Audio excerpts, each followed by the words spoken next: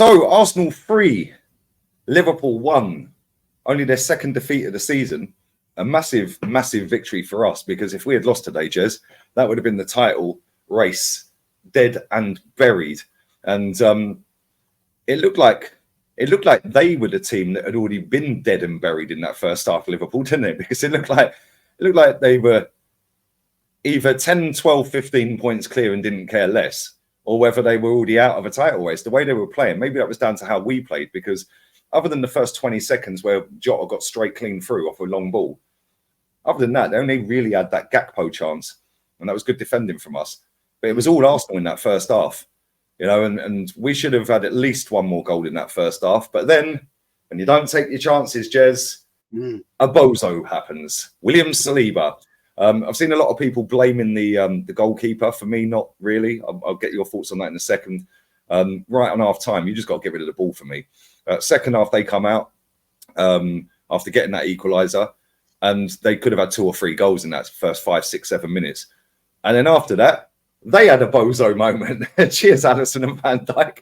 And then after that, it was fairly comfy. Our goalkeeper didn't really have to make a save, really. And then obviously Trossard, wow, the way he spun Harvey Elliott. Our subs today, Jez, worked. Their subs didn't.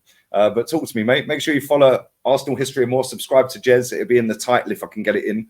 If not, it'll be in the description. But yeah, what did you make of that, mate?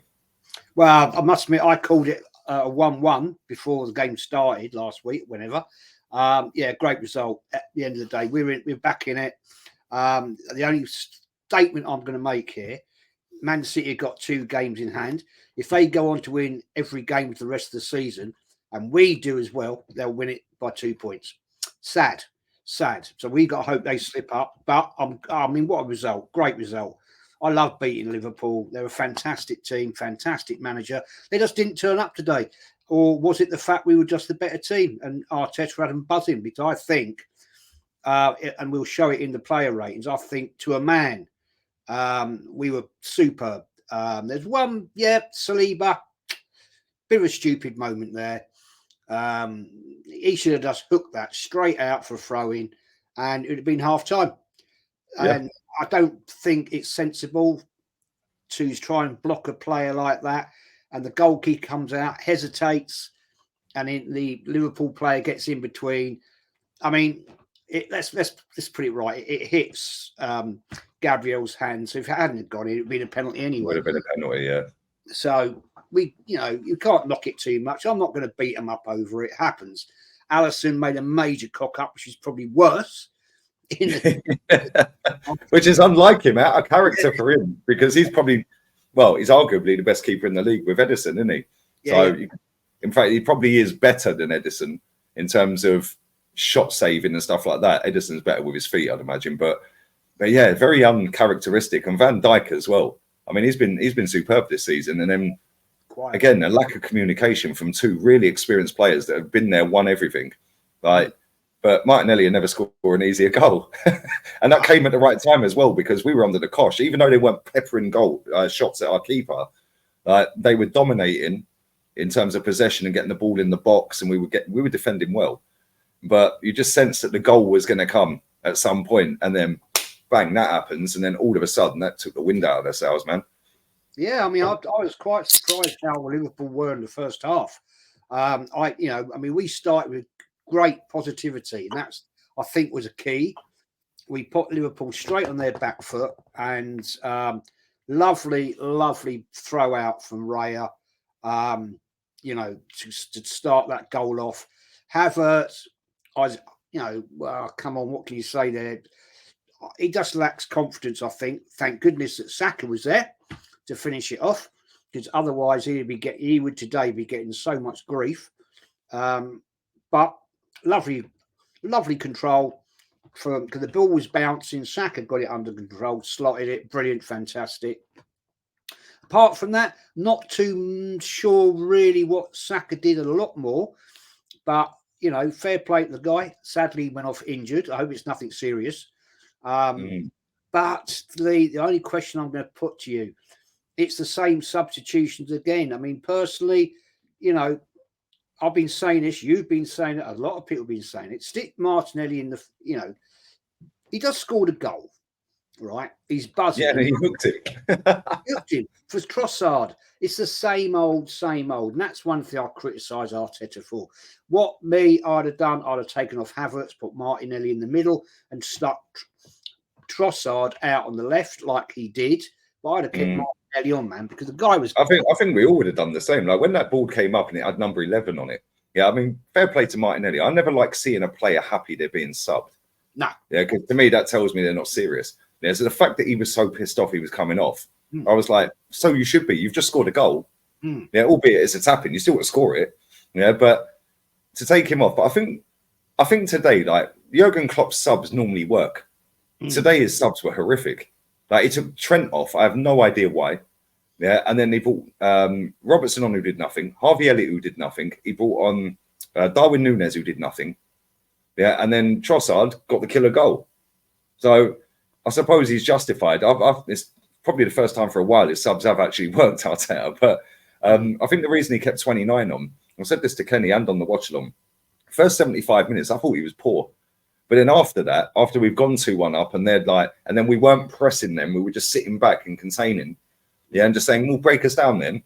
He was the outball. He was getting out on the wing. He was fighting with Van Dijk. He was flipping the linesman's flag out of his hand. Yes. And he turned into a proper shithouse. Yeah, which I like. I love all that stuff, man. It was like, yo, and then he got Konate sent off. Yeah, so it's like the first 75, I thought he was crap. Yeah, he should have scored the chance Saka had. The goal Saka scored, he should have scored it. Nice ball from Odegaard. But then after that, the last 15 minutes plus stoppage time, I thought he was quality. Yeah, and it was I agree with you totally. And the one thing I think was key today, I thought our midfield was immense.